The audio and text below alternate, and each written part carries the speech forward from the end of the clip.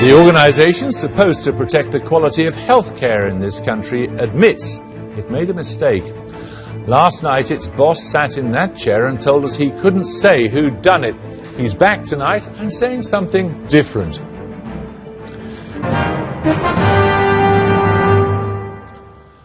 Well, either they had very bad legal advice, or the Care Quality Commission, which is supposed to protect us all from medical incompetence or malpractice, doesn't know its ulna from its naties. Last night, the boss of the organisation sat in that chair and told us he couldn't disclose who'd been in on the fateful decision to cover up for suppressing a report. Tonight, well, we'll see what they have to say tonight shortly. First, though, new readers start here with our science editor, Susan Watt. Susan.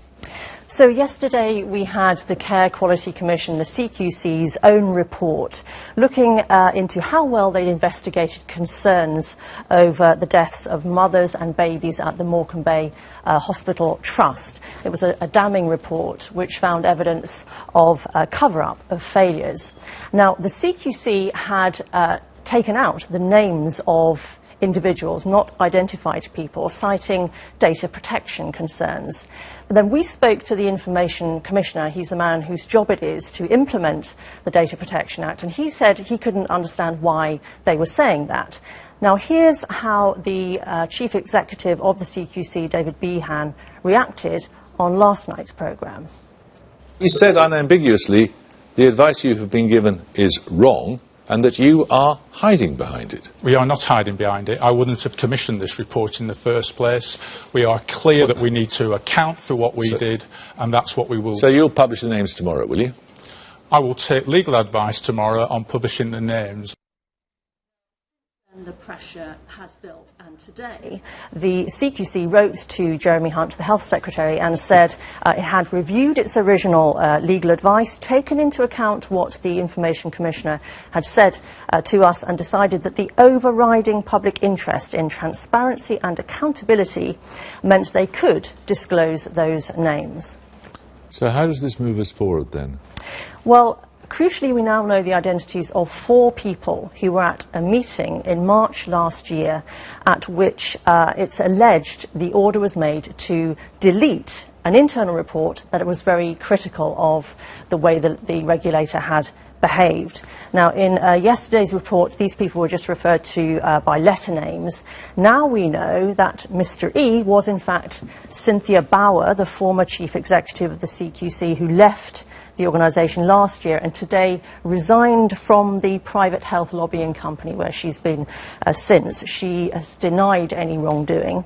Mr. F was in fact Anna Jefferson, the media manager, who still works at the CQC. She was the one identified in yesterday's report as saying, "Are you kidding me? This can never be in a public domain or subject to FOI." Now, she's now on maternity leave and vehemently denies having said that. And today she said the quote is completely untrue, uncorroborated by anyone else, and has since been retracted.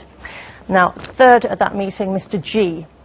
Jill Finney, former Deputy Chief Executive at the CQC, who has also left. She's the one who's alleged to have made that order to delete, saying, "Read my lips." She denies that, and today she was sacked by the Internet Registry Company where she'd been working. And the last of the 4 at that meeting is Mr. J, who we now know was Louise Dinnerly, Head of Regulatory Risk and Quality at the CQC, still in post, who wrote that critical internal report and didn't, in fact, delete it. Has disclosing these names done anything to improve confidence in the Care Quality Commission, do you think? I think they've got a job on their hands. I think there'll be internal rows at the organisation for some time yet.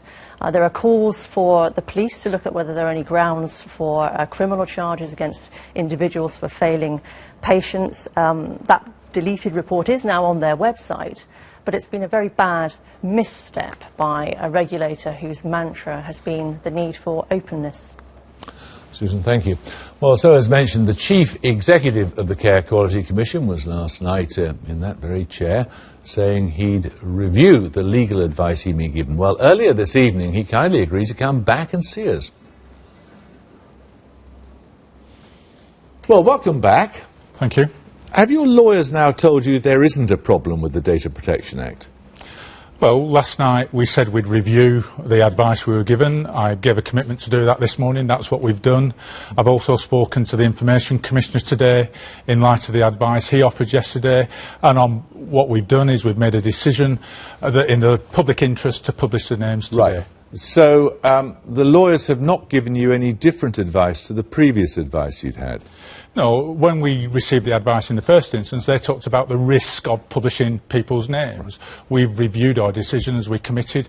We've changed that. We probably got it wrong yesterday by not putting these names out. Well, you did get it wrong according to the Information Commissioner, didn't you? And we put it right today, yes. Fine, okay. And we've accepted that. Who are these lawyers? Well, the firm that we've consulted are a reputable firm, Bevan Britton. How much are you paying them? I've not had the bill yet, Jeremy, so But they gave you duff advice. Well, in fairness to them, they gave us advice which said what the balance was and what the risk was. That's what lawyers do. We needed to make a judgment on that. Yeah. We did make that judgment. I think we got that wrong yesterday. We're putting that right today. We said we'd review it. We've listened to the Information Commissioner. And what we're doing is we're being open and transparent and accounting for what we did, and that's why we've put these names out. We now discover that there were 2 people at this crucial meeting who still work for you. Are they going to be disciplined? Well, the other thing we've said today is that I'll send the report to an employment lawyer and I'll take advice from them about whether there are any risks for them. It's a bad idea taking advice from lawyers, isn't it? It gets you into trouble. Well, if I can just come back on the action of the 2 people. The responsibility for the failure to disclose this report and make a decision to delete it rests with the most senior people. One of the people that was at the meeting was instructed to delete it. She refused to delete it and did the appropriate thing and speak to her manager. Right. You're now consulting employment lawyers, whose advice doubtless you will take again, will you? I will listen to those lawyers and I will make the decision about what should happen to staff. Right. At what point did you decide to consult the employment lawyers? I've made that decision. We got this report last week. I've made that decision today that we knew there Today?